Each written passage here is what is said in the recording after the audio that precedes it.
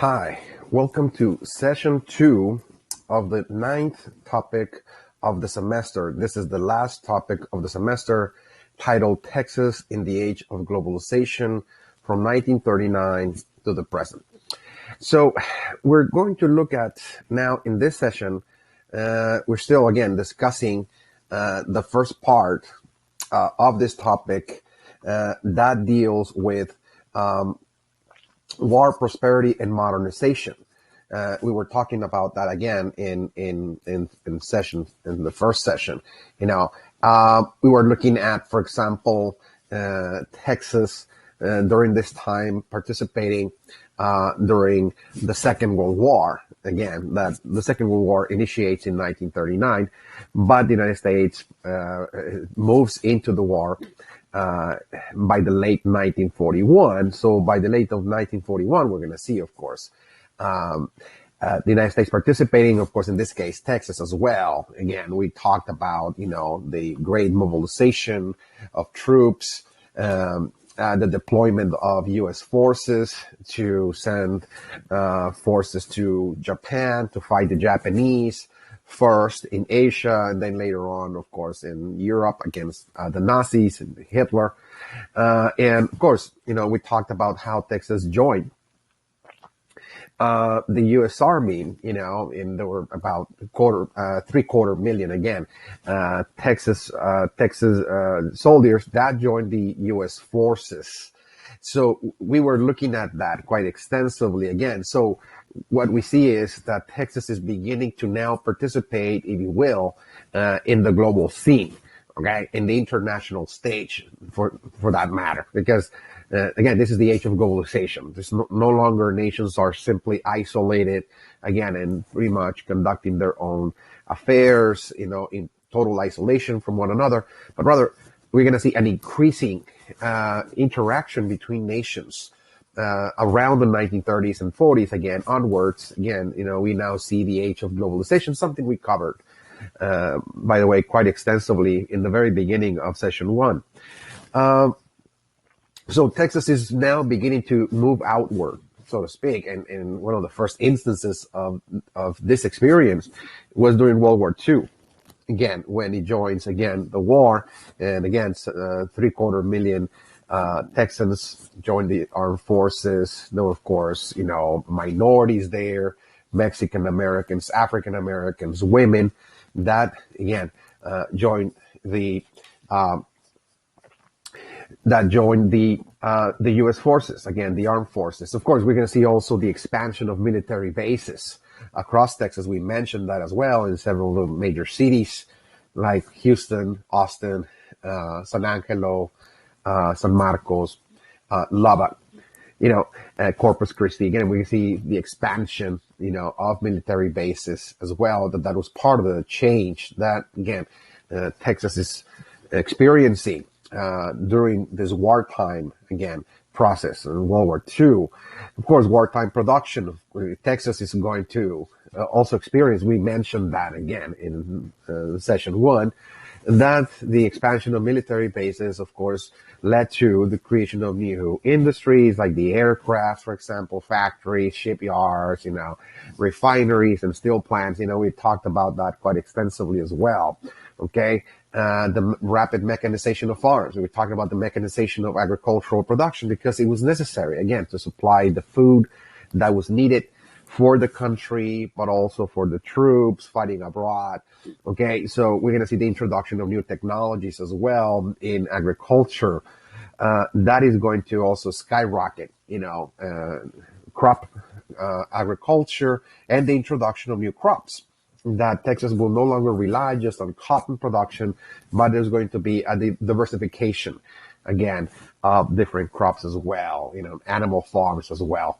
Okay, so now we left again in session 1 in a point in which we're going to see now Texas, particularly after World War II, is going to now go through a second industrial revolution of sorts. The first industrial revolution happened, back in the late 19th century, early 20th century, let's say 1880 all the way to 1920. That was the first industrializing wave, if you will, in Texas.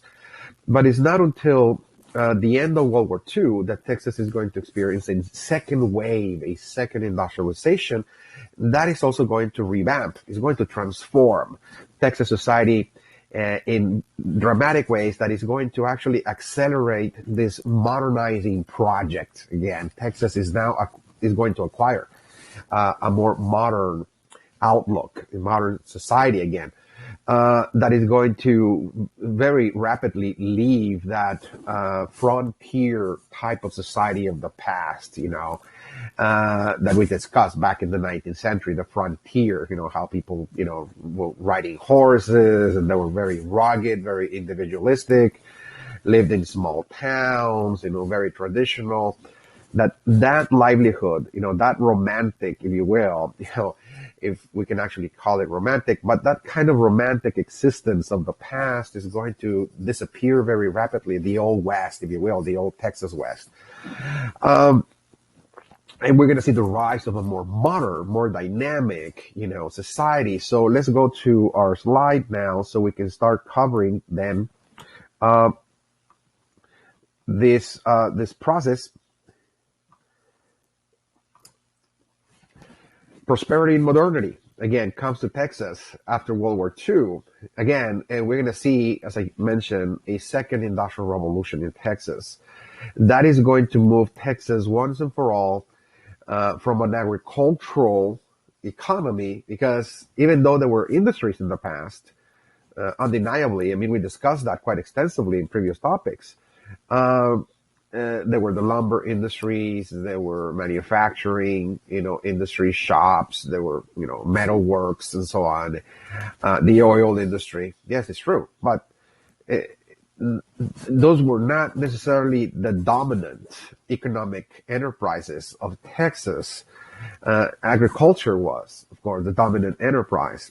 Okay, farming or commercial agriculture, again, that's what Texas was all about. Up to this time, but now it will be industry, industrial enterprise, industrial production is going to take center stage, and it will become the central pillar, the backbone of the Texas economy. Industrialization, factories of many kinds, refineries, industries, manufacturing plants. Again, they're going to prop up all over the state, in specific, of course, into specific regions. We're going to look at, of course, but again, this is an important change that is going to alter once and for all, the landscape, the social landscape, the way that the society was conformed in the past. That is going to rapidly disappear. And perhaps there will be spots in Texas in which people will continue that traditional livelihood of the past, but that is going to be, again, certain pockets of the state, particularly those that are centered in the rural, area, the countryside, if you will.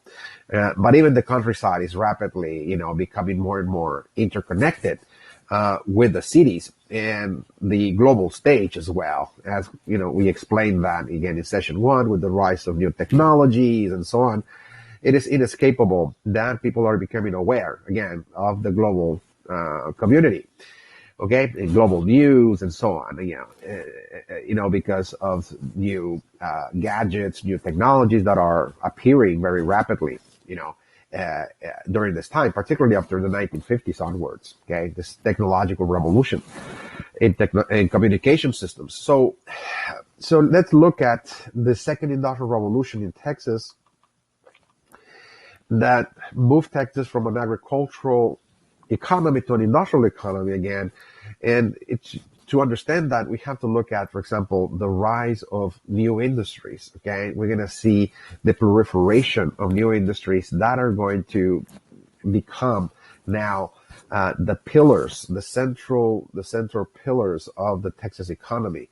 For example, number one, the petroleum industry, undeniably, oil. Again, there's a global demand, of course, for oil. And so this is not only a national demand, this is now a global demand, um, with new transportation systems, the automobile, and so on. So evidently, there's going to be a demand for oil.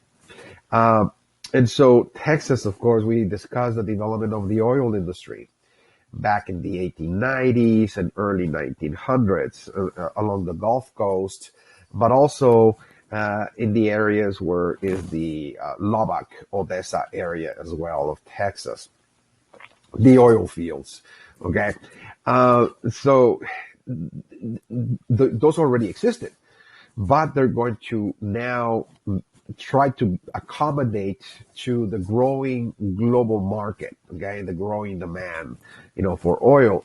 So this petroleum industry, again, was now flourishing, in a more significant way after World War II, as a result of new technologies that were introduced in for refining, again, refining oil, uh, industries and technologies that also involve processing different kinds of metals as well. It's called metallurgy, okay, and engineering. Okay, so again, the new technologies that are now available to process oil and to use different kinds of derivatives of oil for different kinds of industrial processes. In other words, there's a lot of manufacturing plants and industries that require some form of derivative of oil, not just gasoline. There's many derivatives, many products can be created out of it as well. Okay, so all of those technologies are emerging after World War II, which is going to launch the oil industry to a new height, uh, particularly in Texas. Okay, Texas oil, and again, there's going to be, of course, drilling offshore technologies that are now enabling uh, uh, human beings to drill oil in the ocean, guys, because offshore. In other words, it's not just that you drill, in the land and you're tapping into an oil pool or oil well. Again, you're pretty much, pump it out of the ground, but rather that because those oil wells or deposits are also found in the Gulf of Mexico, and the Gulf of Mexico itself, there's going to be a lot of drilling going on again in the ocean. That is going to, because there's new technologies, by the way, that will enable also to establish platforms, oil platforms again in the Gulf of Mexico. That is going to allow, of course, the extraction of far more oil than it was possible in the past. We're going to see the creation of 13 new ports in the Texas Gulf Coast as a result of, again, those drilling expeditions, okay, with those new technologies. So more towns, if you will, more ports are being now generated in the Gulf Coast of Texas, okay? And also in West Texas, as I mentioned, we're going to see also new oil fields. Okay, so it's not just in the Texas Gulf Coast in which we're seeing more drilling, more offshore, extraction of oil and so on. But it's also, again, in West Texas as well, in places like Midland and Odessa, for example. Okay, we're going to see there new oil fields being developed that are going to mass produce, crude oil for Texas in a way that it now moved oil production in West Texas from 755 million barrels a year to 1.5 million barrels a year. Okay, it's a significant increase. And so by 1959, with those new oil fields, whether they're offshore or in West Texas, Texas is now generating 40% of the national production of oil. In other words, of all the oil extracted in the U.S., okay, by 1959, 40% comes from Texas alone. Okay, Texas, it was now generating anywhere between 2.5 to 3.2 billion barrels of oil per year. Okay, by that year. There's significant increase. And of course, there's a growing demand. There's not only automobiles, of course, but there's also airplanes, there's ships, and even railroads are now using, of course, oil as the main source of fuel, as a source of energy. Okay, for transportation purpose, pretty much virtually every transportation system, any transportation technology, again, depends on oil at this point. And since the global population is growing, again, the demand increases as well. Okay, so that allows for the flourishing of a gigantic, again, industry in Texas called the oil industry. Again, that is industrializing. Okay, it is really industrializing the state. Okay, and it's becoming more dominant, okay, industry than agriculture, even though agriculture is still, pervasive. Texas continues to produce massive amounts of cash crops for the national and international market, but nonetheless, again, industrialization is now taking more importance. So number two, there's going to be also the banking industry as well. There's going to be a new kind of finance, if you will, financial institutions that are designed almost exclusively to provide loans and credit to companies engaged in drilling, okay, and oil processing, because it requires financial assistance. This industry that it was blossoming, the oil industry, require that, okay, it's not just a matter of, drilling the oil, but the processing as well. There's a lot of plants and refineries that are going to process the oil into different products. And so the creation of those factories, the creation of those manufacturing plants and those companies that are drilling require, of course, require assistance, require loans for investments. They needed to invest in buying technologies and so on, like equipment, drilling, technologies and so on.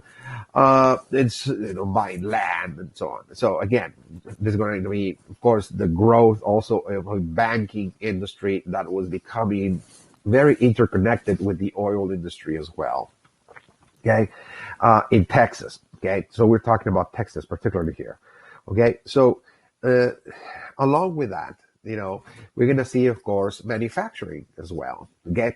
We're going to see the development of more and more manufacturing plants and shops, all across Texas that are going to create new jobs. As a matter of fact, by the 1950s, the new manufacturing businesses in Texas are going to create 119,132 new jobs, okay, that are going to really generate about $6.8 billion worth of, again, profits. Okay, so there's also manufacturing propping up in places like Houston and San Antonio, Austin, that, again, are providing more employment to people. So more and more people are now moving towards industry. They're hired, again, in refinery companies, in drilling companies, in oil fields, for example, or they're hired also in manufacturing plants as well. Okay, so more and more Texans are moving towards this industrial economy as well. Okay, number four, we also see the development of a defense industry. Okay, defense industry, because after World War II, even though Japan, Italy, and Germany were defeated, okay, the fascist states, we covered that again in session one, very briefly, by the way. So the situation is that after the Second World War, okay, the United States is now facing another challenge, and that is the massive expansion of the Soviet Union.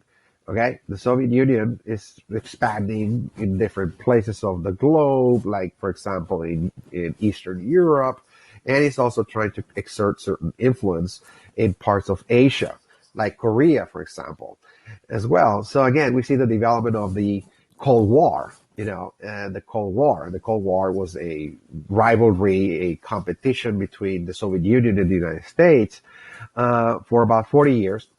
And that culminated sometimes in conflicts again in different parts of the world, like the Korean War, for example. The Korean War that spanned from 1950 to 1952.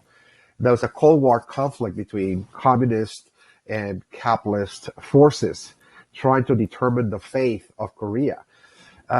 So it was required, therefore, to meet the demand to have a defense industry, the demand for a defense system, if you will, in case the Soviet Union was going to threaten, for example, Americans directly and so on. So it was necessary to have some form of defense industry, and of course, we're going to see the development of a defense industry in Texas as well. And so the defense industry, what it is again, so those are industries that manufacture war materials, okay? Like planes or tractors, jeeps, and the like, okay? So this is something that is also flourishing, okay, in the state as well, that people are moving there in search for work, and more people are finding work also in defense industries as well. And number 5, is another industry that is also going to flourish in Texas is the silicon industry, the microchip, in other words, the digital systems, the computer, okay, the digital systems, computer systems, and the like, computer technologies. And so one of the leading enterprises, again, in Texas of the silicon microchip industry was Texas Instruments. Okay. And so we're moving now by the 1950s and 60s very, very slowly, but steadily towards the computer age, by the way, the development of, computer digital systems and the like, something that is going to skyrocket by the late 1980s and 90s, the computer age. So it is something that we see also in Texas arising again. There's also going to be an industry that is geared towards the production of computer systems, technologies as well. Okay. Number 6, also what we see is, of course, something we talked about in the past quite briefly, is NASA, okay, near Houston, Texas, Spacecraft Center.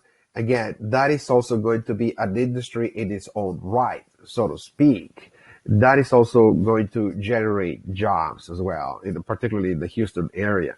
Again, we're going to see, of course, space exploration, in the 1960s, the mission to land on the moon, for example, to establish satellites, again, in outer space, and so on.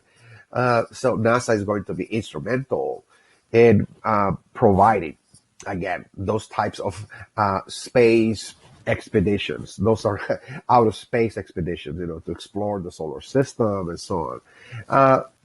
So it is in Texas, luckily, again, that we see NASA, the Spacecraft Center, being established here. So therefore, it gives Texas not only prestige, but also it gives Texas an opportunity to also attract investment, of course, to attract jobs as well, to the state. Okay. We also see the development of an automobile industry as well. In Texas, that is also going to be so significant.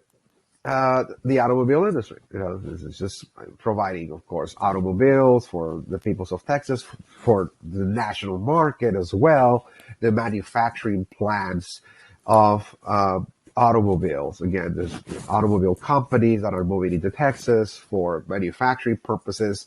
And of course, there will be tens of thousands of Texas that will be hired, again, in the automobile industry as well. Okay.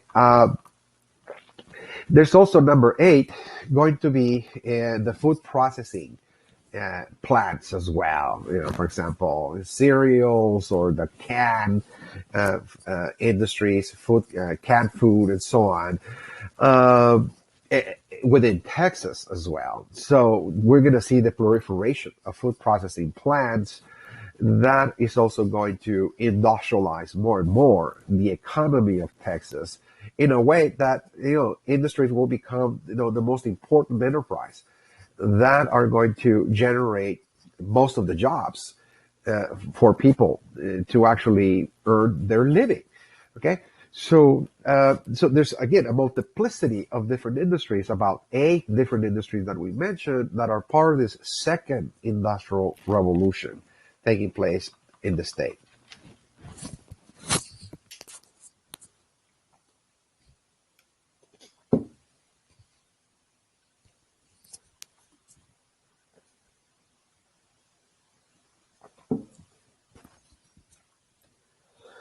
All right, so those industries generate uh, hundreds of thousands and millions of jobs, by the way. Okay, it really introduced a new mode of production in Texas. Is the factory system. Again, the factories are the ones pretty much producing everything that people required and so on. Most people actually work for those industries, for those factories, for wages. So there's a new mode of going about producing everything that needs to be produced again. Wages. People are now earning their living again through the payment of wages. So now, what we're also going to see in this modernization process is not just that the economy is changing and is becoming more and more oriented towards industrial capitalism, but also the modernization of Texas is taking place with the development of modern transportation systems. Again, mass transportation. This is another very visible change. And that, again, it's something that is extremely vital. Whenever a certain region or state is actually changing very rapidly because it's developing new industries and so on, it is rapidly acquiring a new economic system. For example, industries. So it's required. It is almost impossible to avoid that you need very modern, very efficient, very effective systems of transportation that will enable people to be transporting raw materials or finished manufactured products and so on to increase the rate of commerce. Again, so you need also to upgrade your transportation systems for that matter. And so Texas is going to likewise follow that pattern that, well, we're going through a second industrial revolution, so there's the need to actually provide for a more efficient, more well-developed highway system. Okay, that is going to pretty much interconnect all of those industrial centers all across Texas. All of the industries we just mentioned, they need to be interconnected. Uh, so the flow of products, goods, people's monies, investments can take place very efficiently and very effectively again in Texas. Okay, so this is a very visible change. It's modernizing the system of transportation. The state funded the highway system. Roads and highways were built in such a massive scale from the 1950s and 60s. 60,000 miles of roads, were built during those 2 decades alone. 60,000 miles again of roads, and we're going to see an increase, of course, in motor vehicles. Again, a 5 million registered motor vehicles again are added again to the state. So the flow of people, the commerce that is taking place as well is intensifying And so this leads to more and more movement of people, particularly the communication, the transportation of people from the rural areas, from the countryside to the city. Okay, people in the countryside will no longer feel isolated. I mentioned this is something I mentioned in the past. That even though you still live in a very traditional setting, the rural areas, there's going to be farm roads. Okay, that are going to provide access for you to actually, use your vehicle and drive to the city. Okay, you will no longer rely on horses or ox carts, etc., or rely exclusively on railroads. For that matter, there's going to be now highways. Even this very simple farm roads, if you will, that is going to enable, once again, people living in the rural areas to travel more and more often to the cities, for visiting families, for conducting business transactions, and so on. Again, or perhaps even relocating to the city, okay, as well. So the trucks, are going to actually replace the railroads. Okay, truck transports are going to really replace railroads. What was actually required in the past to transport via the railroad, like grain, for example, or products like cotton or vegetables and so on, they needed to be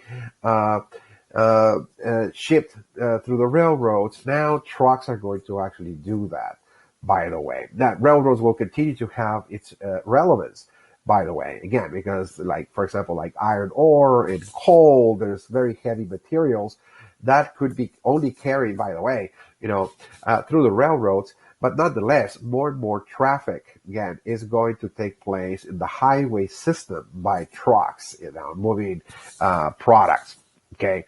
And so this is, again, another very important, significant change that is changing the way Texas was in the past. The traditional scenery, the landscape is changing very fast with rapid modernization of highways and roads, okay, transportation systems. We got also air passenger traffic as well. We got, of course, more and more airports. Okay, 638 airports were built from 1945 onwards. We're going to see, particularly 1945, the development of the Texas Aeronautic Commission. That is going to regulate, monitor, supervise, all air traffic, for that matter. Okay, they're going to monitor, regulate the airports as well. Okay, we're going to see the creation of about 11 airlines during this time. So once again, this very isolated existence that the peoples of Texas experienced in the past, in which the only way to travel was either by horse or the railroad and so on. So there were, very small distances that people actually traveled, by the way. Now that comes to an end. It's not just the automobile that is changing that, but also, again, the airplane. People are beginning to travel out of state. They can go to the airport, buy a ticket to visit family in different parts of the states or travel abroad and so see the world again in a whole new light.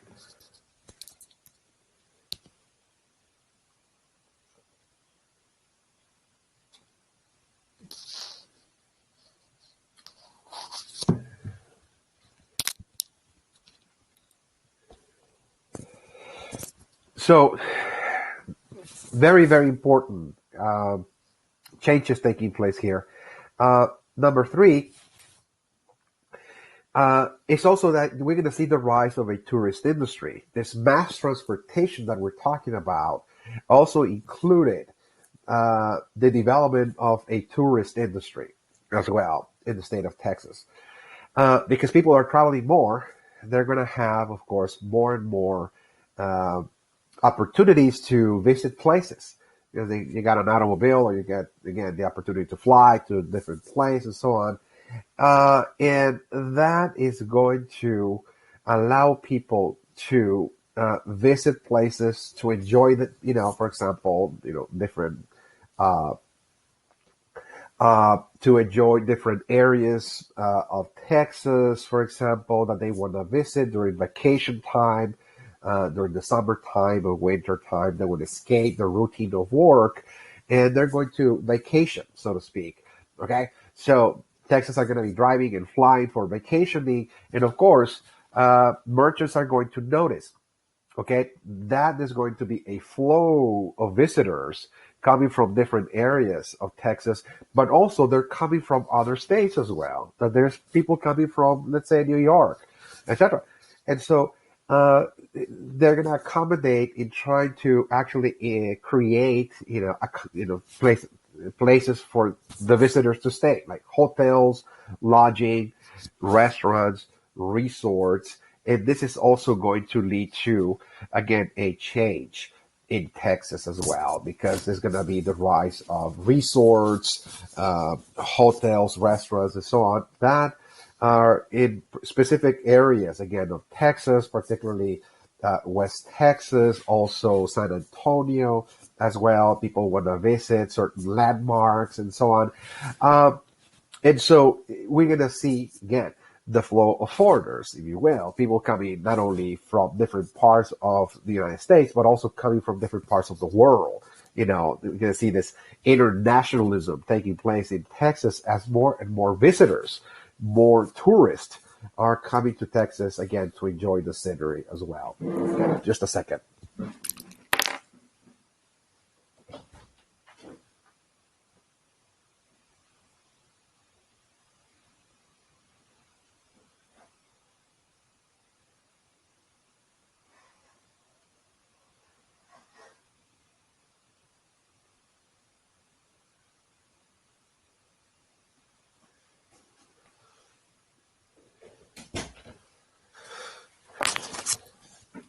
All right, just a quick commercial break here. All right, so what? Once again, Texas is modernizing because tourism invites people from all over the world to the state, and the peoples of Texas are able to now encounter the cultures of the world. It's not just this. It's not necessarily, again, this is not necessary for Texans to fly to different parts of the world, because the people from all over the world are coming to Texas again. So we're going to see an encounter with the cultures of the world, with the different peoples of the world, if you will. So this is what I refer as Texas in the age of globalization. Again, in that Texas is becoming part more and more of this globalized community. Okay, and the peoples of the world are becoming more integrated because there's more traveling, more communication, more transportation systems, tourism as well. And that enables people to have a direct experience, again, with people that you have never even imagined existed in the planet. Again, different ways of dress, different ways of religious beliefs and practices, different food cultures, different traditions that the peoples of the world are actually encountering one another. This is, again, happening in Texas. Now, what we're going to see as well in Texas in the 1950s and 60s, particularly, again, when we move after World War II from 1945 all the way to 1960, is the rise of a middle class, okay, in Texas in a significant way. Now that, not that it did not exist in the past, it did indeed. The middle class existed in the past, but now we're going to see that the middle class is growing more and more in a way that is really becoming really the part of the social structure of Texas. That this has now a growing, significantly, again, growing middle class, in which the middle class is really bringing about a new kind of society, okay, in Texas, a new kind of society and culture, which is really based on consumerism, again, consumer society and culture, the rise of the middle class, consumer society and culture as well. Okay. So this is something really new to the state of Texas, because not that the middle class did not exist. I'm not even suggesting that at all. It's just that it was not significant. Okay. And also that the values of the peoples of Texas was not necessarily all centered on consumption or consumerism for that matter. Even though there was consumption taking place in Texas, it was not that significant because the middle class had not yet acquired such a large, numbers in Texas. But now that it's growing, more and more, Texas society is oriented more and more towards the consumption of goods and services as well, and even the whole culture of Texas is changing in that direction.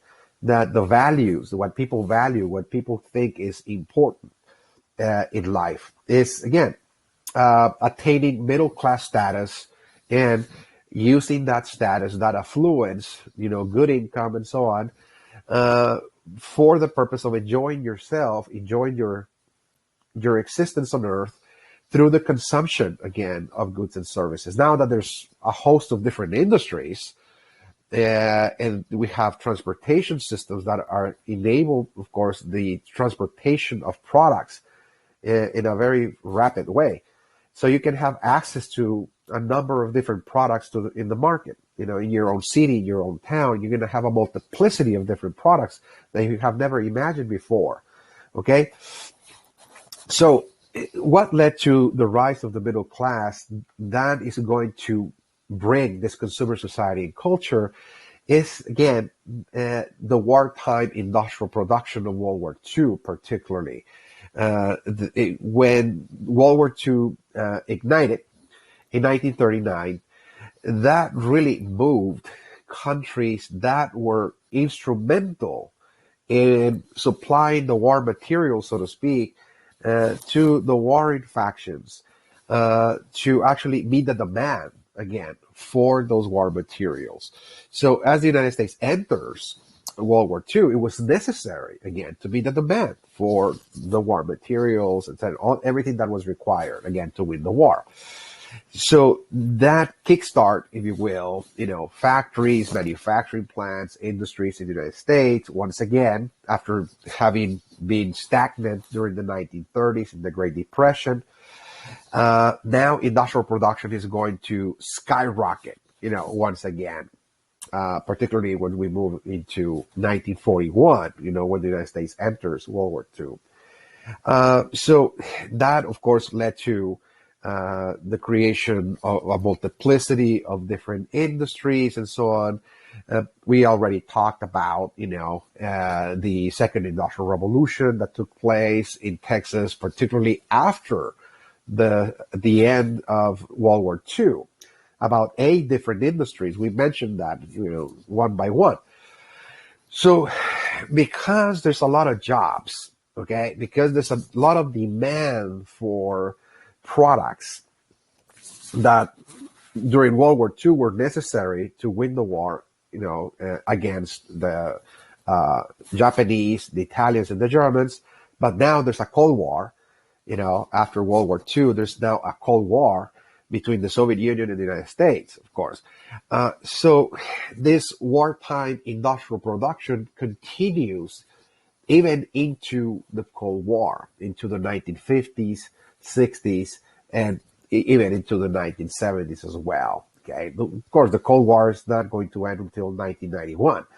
But the 1950s and 60s was really a boom cycle, again, of new industries, proliferating across Texas. So more and more people, of course, had access to jobs. They had incomes, good paying jobs, by the way, access to education, and they could actually afford buying a house, buying an automobile, and of course, buying, a multiplicity of different products as well. So this led to the rise of the middle class. A lot of people, had means. They had incomes, they had good salaries, good paying jobs because there was a growing demand for them, by the way, okay? As more and more manufacturing plants and industries are on the rise, of course, there's a need for jobs. And people with education were the ones that were actually seizing the good paying jobs, again, in the state of Texas. So again, we're going to see the rise of the middle class. So with the rise of the middle class, uh, we're going to see that in Texas, the culture was changing because people felt that this was extremely important. Okay, what's called social mobility, that it was essential. It was extremely essential to move upward in the economic ladder. Okay, to become part of this middle class that is very comfortable. It has a house, it has a family, so on. It has a car and so on. They, invest in education and so on. So it seems like this was the ideal existence. To become part of the middle class was almost like achieving really the end goal, if you will, of what it takes to be human, fully human, by the way. But that was the highest, the peak, if you will, of the human experience. Become part of the social class called social mobility. Middle class social status. Again, people feel that this is, what we need to strive for. Okay, work very hard, try to get a good paying job, educate yourself, and try to move upward. Okay, so again, the values are changing. This is the way people in Texas more and more see the meaning of life. Uh, we're also going to see the rise of the suburbs because those that attain middle class status are moving away from the city itself. Okay, suburbs are actually areas that are situated outside of the city itself, because the cities during this time were really, particularly in the inner city, by the way, that's where most of the industries were located. Okay, manufacturing plants and so on. So in many cases, people felt that this was again areas that were very noisy. There was, very traffic, because there were thousands of people rushing to the work, to jobs and so on, during the morning time or evening time. There was pollution and so on. So they really wanted to escape, okay, that environment, and they wanted to live outside of all this uh, noise, pollution, and the like. So they created what's called the suburbs, the middle class, professionals, managers, supervisors, engineers, people with means, high paying jobs are now, they're college educated, by the way, are going to now move to the suburbs. So this is also a change that we're seeing almost in every Texas city, that there's going to be the nucleus of the city, again, what's called the inner city. And there's also going to be an outer ring, if you will, again, the suburbs, really outside of the city, if you will, in which people are pretty much creating their own communities, middle class communities. Okay. They're going to have their own shopping malls and so on, stores, movie theaters, and the like there. Okay. Very separate from the mainstream city. Okay, so this is a new way that we're going to see Texas moving into. Texas society is changing in that way with the rise of the suburbs. By the way, that is still very much alive even today as we speak. So another thing that comes with the rise of the middle class is, as I mentioned, is the rise of mass consumer culture. Okay, it's inevitable again that with the rise of this class now in Texas, there's going to be, now a tendency towards the mass consumption of goods and services, because this particular class has now the purchasing power. It has good income. It has good salaries. Again, they're well paid. So they're going to use their affluence, their incomes, their salary, their economic well-being to enjoy themselves, in other words, in this world, by buying the things that brings the most uh, pleasure to them. Okay, because now people are getting the sense that it's really pleasure, really, the meaning of human existence. This is how we become happy. The more pleasure that we can actually buy, because pleasure has to be bought. Okay, you need money if you want pleasure. That is to say, because that is the value at this time. That pleasure was regarded as happiness. The more pleasures that you enjoy, well, the more fulfillment you're going to find in this world, the more happiness, in other words. Okay? So the middle class is really pretty much transitioning into this new reality again, is consumption or consumerism. Uh, of course, in the state of Texas, this consumer culture was aided in no small part by the rise of new media outlets, okay? Like magazines, for example, radio and television, that are going to be used for what is called mass advertisement. That is to say, mass advertisement, commercial, okay? In other words, so all of the new industries and businesses and shops that are proliferating in Texas and nationwide, what they're actually doing is that they're using the mediums of communication, of mass communication, which again, what people are actually, use for informing themselves, that if they want to read about what is going on in the world or in the nation, etc., is reading magazines, for example, listening to the radio, and now there's going to be a television as well. And so those media outlets are going to be used by the growing industries, not only within Texas, but nationwide, in order to advertise the products that they're selling, by the way. Okay. So they're going to create commercials. They're going to craft commercials in such a way that they're going to tell the consumer that what they're actually buying is not really the product itself that they're actually offering you. What they're going to tell you through those commercials is that what you're actually buying is that you're buying happiness. Okay? So all commercials, this is the essence of advertisement, by the way. When you see a commercial anywhere, even a billboard, by the way, when you're driving in the road and so on. So anytime you see a commercial, okay, whether it's online or you see it on TV, etc., on a billboard, a magazine, doesn't matter. The essence is that what you're seeing there is a company that is actually offering you something that is going to make you happy. That is the essence of it. Okay, if you buy this, you will be happy. Okay, so they're actually selling you happiness more so than the product itself. Perhaps that's the strategy. It's a psychological strategy, by the way. To use happiness as a way to, convince people that this is what you need. In other words, not because you actually need it, because, you're going to just need, a pair of shoes, because you need to cover your feet, but rather because those shoes are going to make you feel in a certain way that in the end, whatever it is that you're going to feel about it is that you're going to be very happy. In other words, because you're going to feel secure, because you're going to feel that you are beautiful or very popular or cool, whatever it is.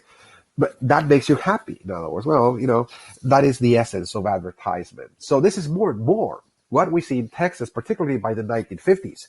From the 1950s onwards, you're going to see mass advertisement in radio, television, magazines, in which there's now inescapable to see commercials, okay, selling you something, but in reality, they're actually offering you happiness, in other words, okay?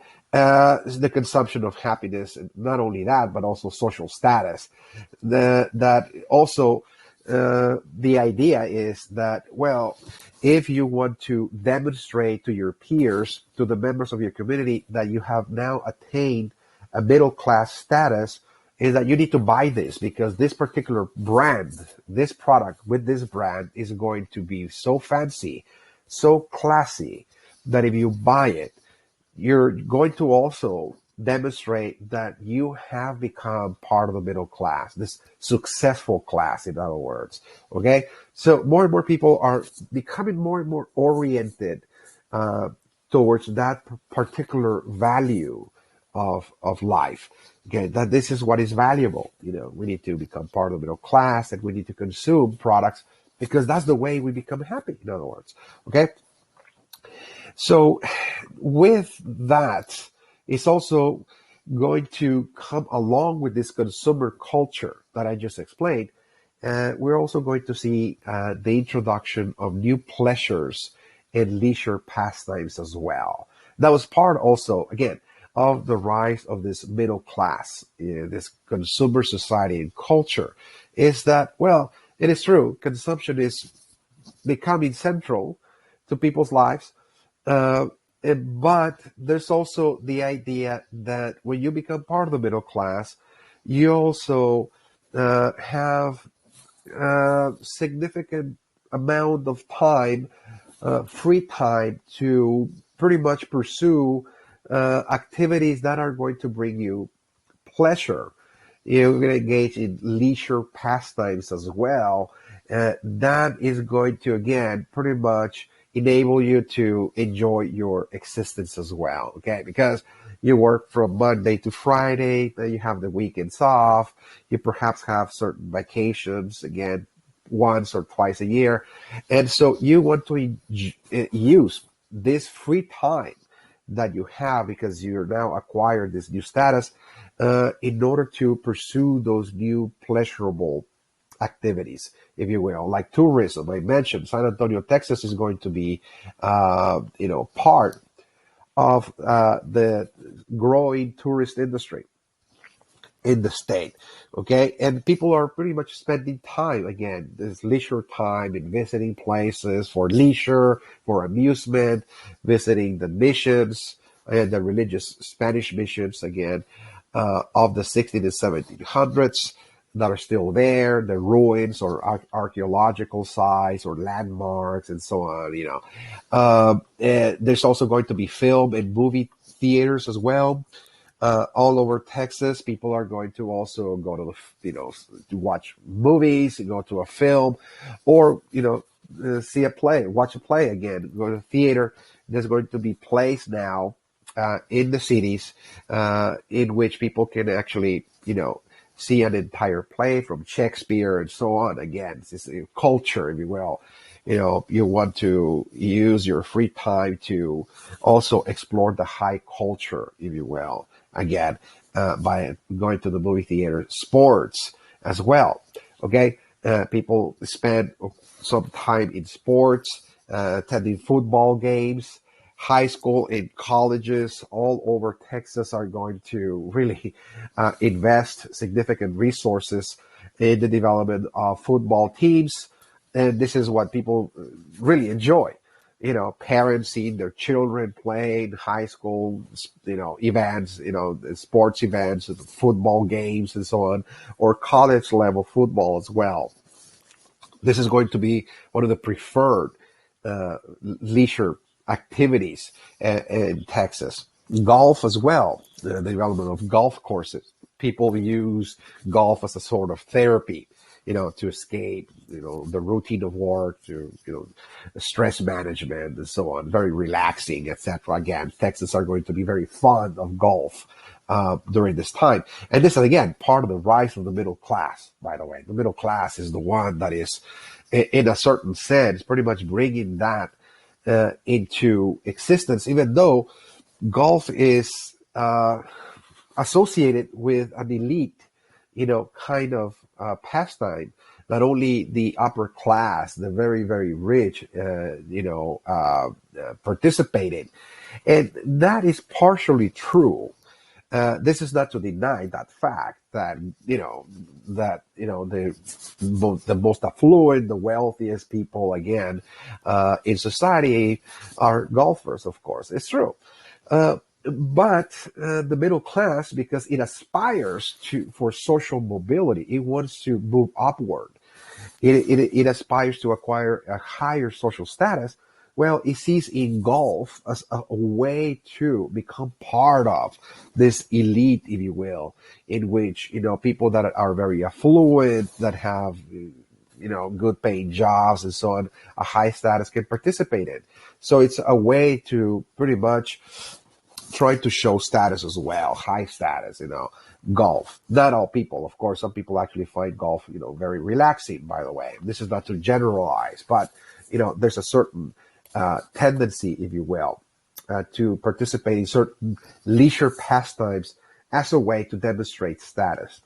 So, okay, so besides sports events like football and golf, you're going to see also theater.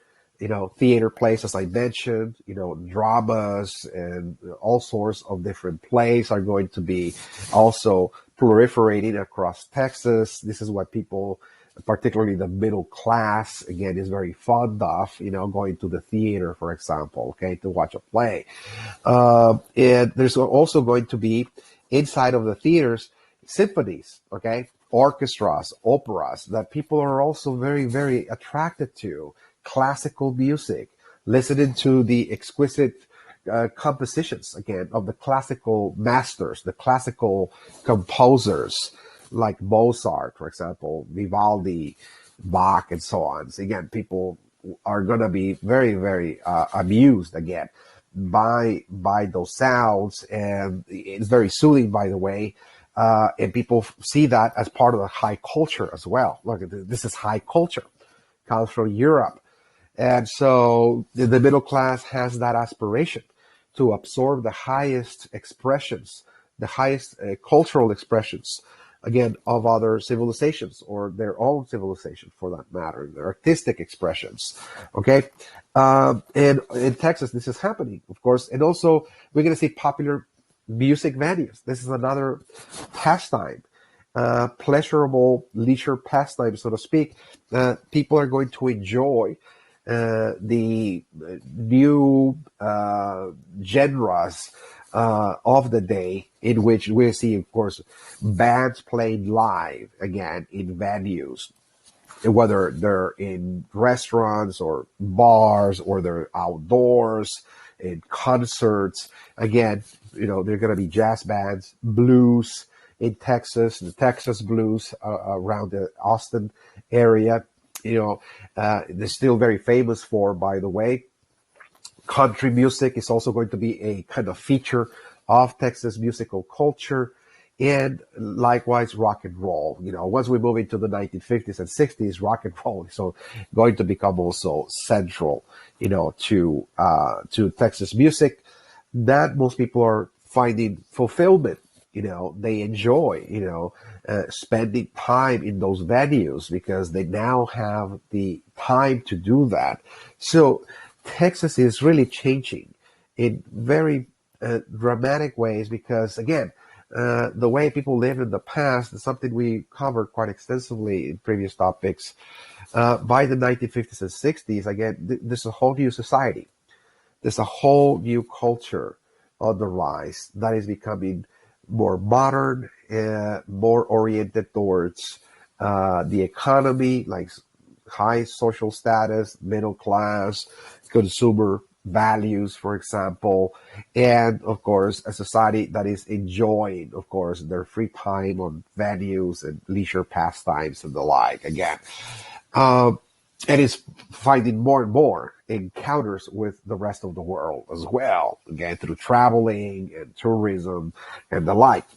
So this is really a dramatic shift, okay, in the state of Texas. Now let's look into part two by looking at Texas in transition. This is part two, again, of this topic that is now going to look at the state of Texas now, and now moving in very rapidly, even more so, from 1960 to 1986, now that it has pretty much acquire a more modern outlook, very prosperous, economy and society, uh, we're going to see now dramatic changes in the way people socialize with one another. Okay, the really integration, if you will, of minority groups into the life of the state and the life of the nation. This process is called integration. Okay, the integration of ethnic minorities, but other minorities as well, again, into Texas society. That is also going to change the traditional structures of the past, in which certain ethnicities were pretty much relegated to live segregated and to not really be taken into account, by the way, okay, in the political process of the state, like voting or holding office and so on, or earning the same amount of money, again, equal pay and so on. So ethnic minorities were pretty much relegated once again to live in, pretty much uh, on the outskirts, if you will, okay, of the political and economic life of the state. But now there's going to be an intense effort again to integrate all the peoples of Texas. And of course, this was also a national process, by the way. It's not just a Texas process, but it was also a national process that was also moving the country in that direction, in which we're going to see now a movement we call the civil rights movement that is trying to get the all of the peoples regard of the country, all people, all citizens, regardless of race, color, sex, nationality, religion, any background, again, to become fully integrated into the political uh, life of the country, the right to vote, the right to hold office, and also to gain also access, equal opportunity to economic resources such as good paying jobs, equal pay, between men and women, okay, and equal access to good education, etc. Again, so a more equitable society, if you will, to grant equality to all people, regardless of their background.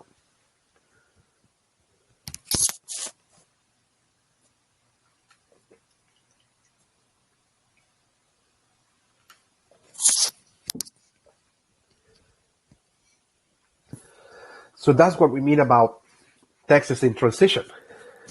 There's a transition stage that is taking Texas now into a new social landscape. Okay, so the old norms, the old structures of the past are shaken. Let us just put it that way. To the point that the way that the society was organized and how people were supposed to uh, follow certain norms, again, in which one group was dominant and the other one was less dominant or subordinated and so on, or marginalized, that all of those norms, again, of the past that limited the ability of people to be taken into account, that those norms are going to be severely disrupted and shaken, in Texas. And Texas is going through a transition phase, if you will, okay, towards a kind of a new society, if you will, the transition towards something new. At least this is what, again, those years from 1960 to 1986, something that we are going to see very clearly here.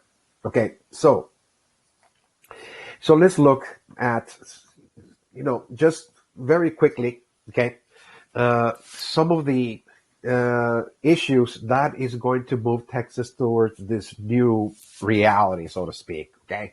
So first, during those years, the Texas economy is going to blossom even further than what it had been blossoming in the past with the development of new industries. We're going to see the development of new industries, such as the aerospace industry, for example. During those years, there's going to be new industries that is also going to allow for the further blossoming again of the Texas economy. The aerospace industries were industries; those were actually industries that were in charge of providing the wherewithal, the materials, the supplies, the technologies that were instrumental for launching, for example, satellites in outer space. Okay, satellites. For communication purposes, I should say, the development of satellites for things like radio waves and so on, for communication systems, for the growing computer digital systems again that are on the rise during this time, and also for space exploration. In order to explore outer space, there was also the need to manufacture, the shuttles and so on, rockets and the like, the platforms and the like. Again, everything that was necessary to launch expeditions out of space, to launch expeditions in terms of satellites or, sending a mission again, to explore the moon or Mars, in which there's going to be, of course, a kind of a monitoring, if you will, monitoring technologies doing that, of course. All of that, led to the development, again, of the aerospace industry in Texas as well. Okay. The biomedical industry is also emerging in Texas during this time. The biomedical industry are just industries that manufacture medical devices. Okay, surgery, for example, equipment, prosthetics, for example, dental devices, and the like. Again, medical devices. Okay, therapeutics as well, and pharmaceutical. Pharmaceutical industries was part of this biomedical industry. Pharmaceuticals, medicine, etc., of all kinds. Manufactured in the state of Texas as well. Okay, so this is also part of moving Texas into this new reality, this new Texas, so to speak. Something that we're going to see, of course, in part 3, and once we move into session 3, a new Texas. But this is the transition stage, moving Texas towards something totally new. And number 3, the oil industry, even though we already talked about how it blossomed after World War II, there's going to be even a further increase in the oil industry, in oil production particularly, because now the world is becoming far more globalized as well. There's an increase in the world population. It is increasing dramatically during this time. The world population, by the way, that with the advanced transportation systems that we just talked about, in the past, that really created now the demand, a world market, a greater and greater demand for oil, gasoline and so on, around the world. So more so, as the world is increasing in population, there's more technologies, transportation technologies, the demand for oil increases. So therefore, this industry is still acquire a greater and greater significance, in the state of Texas. So that's important. Again, that we got a boom period, an economic, if you will, boom cycle during this time from 1960 to 1986. That is moving Texas towards this transition. A more heavily industrialized state, so to speak. Okay. So an industrial society, for that matter. Okay. But even more so than that, what really is going to lead Texas to move Texas towards this a new society, so to speak, as I just explained a moment ago, again, is a movement to that was launched by minorities in this case, for the most part, not all of them, but this is a movement of minorities that were attempting to create a more equitable society, okay, to integrate all of the citizens of the state and also all the citizens of the country, for that matter, into the political and economic life of the nation. Okay, it's fully integrated. More equitable, more democratic. Again, more integrated society. Okay, this is called the Civil Rights Movement or the Civil Rights Crusade, as it was called, a movement towards civil rights. To grant rights, civil liberties to people that were not really enjoying those rights equally, let us just say, as the mainstream society again, particularly white males, okay, white males, because even women, by the way, even women were not really enjoying equal rights, because they were considered, of course, subordinated to men. So let's look very briefly here at the historical and global background uh, of the Civil Rights Crusade.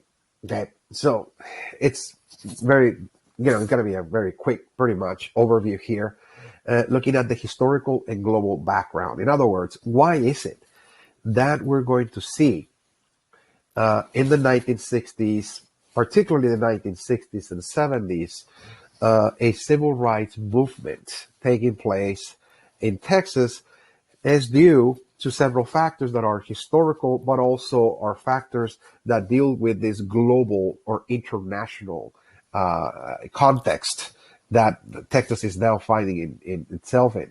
Okay, so number one of the first, factors that led to the civil rights movement again is that there was a massive population increase. You know, uh, First and foremost, this is extremely important to understand, essential, by the way, that the civil rights movement was a movement launched by millions of citizens all over the country and also in the state of Texas, by the way, that really believed that a new and better society could be created. Okay, they believed in reform, and the reason why this is so is because there were millions of people. There was a massive population increase, and with a population increase, what we see is that as more and more minds, in other words, okay, coexist, co-inhabit the world, there's more ideas. Okay, people are start breaking away from the patterns of thought of the past because more and more people are, alive. They're coming into the world. There's an increasing population, and this new generation, this new massive increase of people are going to bring new ideas. It was now possible to materialize those ideas, and most of those ideas had to deal with creating a more democratic society, by the way. Okay, so it's a massive population increase, and what we mean about the massive population increase, we're referring to the generation that is going to be involved in the civil rights movement. And the generation that was involved in the civil rights movement was the baby boomer generation, the baby boomers. Those are considered or labeled as baby boomers because this generation uh, was a generation that came into the world from 1945 to 90, particularly, in which in that 15-year period, there was a massive population increase, not only in Texas and not only in the United States, but worldwide, by the way. It's a worldwide phenomenon, by the way. Okay. But in just the United States alone, we're going to see that in that 15-year period, there was a 30% population increase. It's a massive increase, 30%. And 50 million babies were born during this time. So there's, of course, some explanations as to why this is so. And we just explained, again, there is, affluence taking place with wartime industrial production. Industries are flourishing. There's more jobs. And so with more jobs, more employment. And with that, of course, more and more people, have, opportunities to earn a living. There's an affluence. This is called affluence. And affluence is, again, the ability to sustain yourself, that you have a good paying job, you have good income, that is to say. So you have a decent standard of living, in other words. Okay? So that will enable people to actually have a family, to, bring kids into the world, because, there's plenty of economic opportunity. There's jobs all around you, of course. So there's affluence in that, coupled with improved health science during this time. There's the development of the polio vaccine by Dr. Jonas Salk, and the penicillin, okay? The antibacterial, medication to fight bacterial infections, penicillin. So those particular innovations in medical science, again, is going to now increase the lifespan of human beings that otherwise in the past were more likely to die of very young age, from, bacterial infections or from polio. It took a heavy toll on children, by the way. But now more and more children are finding that they can actually grow into adulthood. So that allow for, affluence and the development of those medical improvements and technologies for a population increase, about 30% in the country, the baby boomers, that is to say.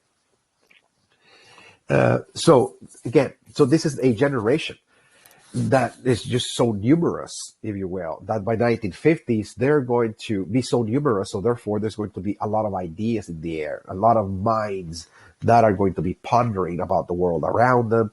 And they're going to be thinking about changing certain structures that they found to be obsolete, in other words, worn out, in other words, things of the past, those were not really consistent with ideas that they held very dear, like, for example, equity or democracy, for example, human rights, and so on.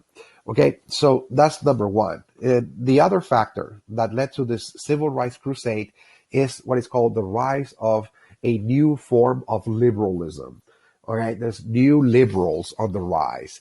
In the 1920s, 30s, 40s, we're going to see that there was a growing trend within the Democratic Party. The left wing, it was called the left wing of the Democratic Party, called themselves the New Liberals. They said, yeah, we are liberals, but we're new liberals in the sense that we're really seeing that democracy, okay, is not really well understood. What they were trying to do is say, we're trying to really redefine what the democracy really means. Because they believe that people during this time simply believe, traditional Democrats who call themselves liberals simply saw democracy as a philosophy that granted citizens the right to life, liberty, and property. That was democracy. This really a political system that provides protection, again, to certain rights, like life, liberty, property. So they said that's democracy. When you have a political system that protects and grants those rights to the citizens, you have a democratic society. But the new liberals are saying that's not really the whole picture, okay? Because when you look at the 19th century, slave owners were Democrats, by the way, because for the South, the South that seceded from the Union, by the way, they were actually Democrats, by the way. That was a party of the South that supported slavery and secession, that seceded from the Union and waged war against the North, because they believed that they had the right to property. In other words, that slave owners were fighting to defend their right to property. What was property for them? Slavery. Okay, so the new liberals are saying, wait a minute. Democracy cannot just be life, liberty, and property, because even the slave owners were Democrats. So we need to redefine democracy. And so what the new liberals are saying, even Texas and all over the country, is that the meaning of democracy, the essence is, again, a philosophy that actually says that all human beings are created equal. Okay, all human beings, regardless of race, color, sex, gender, nationality, religion, caste, or national background, doesn't matter. Okay, social class and so on, that we're all created equal. Okay, so if you have a political system, they said, that calls itself democratic, that actually treats all citizens equally, regardless of their background or skin color or ethnicity, language, or whatever, then you have a democratic society. Okay, that's democracy. So it's, again, equality. So equality is democracy, in other words. So that's another issue that we're going to see now, a new movement even growing within the Democratic Party that is actually saying, look, we need to really become truly democratic, because we're not. We need to treat everybody equal, that all people that are not yet treated equally, that don't have equal opportunities presented to them to participate in politics, to hold office, to vote, to have good education, etc. We need to guarantee that all people are going to have those opportunities to be treated equally before the law. That's democracy. And so now there's going to be also international factors that are going to come together, to launch the civil rights crusade. The international factors is, the fact that during World War II, minorities actually joined the armed forces to fight the Nazis, in Europe. They were fighting the Nazis. They were fighting the racism of the Nazis. In other words, we're fighting, the Nazis because we want to stop their racist, ideologies and so on. So there were African Americans, there were Mexican Americans in Texas that joined the armed forces to fight, overseas, the fascists, the Japanese, the Italians, the Germans, some racism. So, of course, this is a factor that also is going to contribute to the civil rights movement, because people are saying, wait a minute. So we cannot, behave in this fashion. We cannot behave in a racist fashion, or have institutions or laws that enable racism, because we just came from the experience, again, of World War II, fighting racism. So we need to make sure that we don't practice it here as well. So again, this launched also the civil rights movement, because people felt that this was, of course, their duty as well. And of course, the other issue, the international factor, again, are the pressures of the Cold War.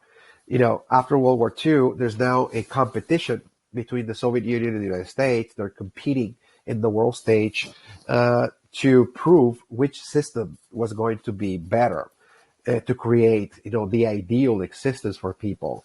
The United States represented capitalism and democracy, and the Soviet Union represented communism and one-party rule, one-party state.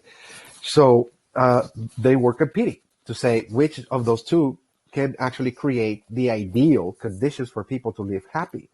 So now the Cold War, that starts about 1947 onwards, it ends in 1991, put pressure again to the institutions here at home in the state of Texas, for the institutions to change, because we need to change ourselves. We need to improve the way we live. We need to become more democratic, because we're trying to prove that the ideal political system is democracy. This is where people are taken into account, that people vote, that people have a voice, that people express themselves, called democracy.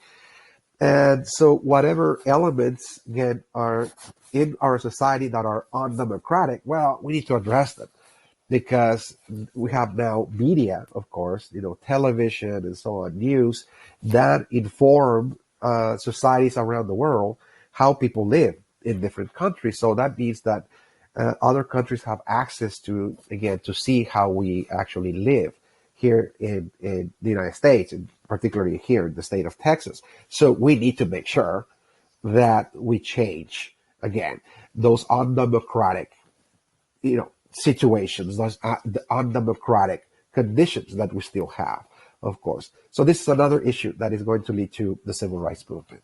Okay, so this is all I have for you from session 2. When we come back, we're going to look at the background of minorities, the experience of Texas women, for example, the experience of Texas Mexicans, the African Americans in Texas as well, and of course their participation in the civil rights movement, civil rights legislation in the state of Texas as well, and their activisms and so on as well. Everything when we come back. And finally, in session 3, we're going to look at a new Texas from 1986 onwards. Again, looking at a new Texas as well. Everything when we come back, again, in session 3.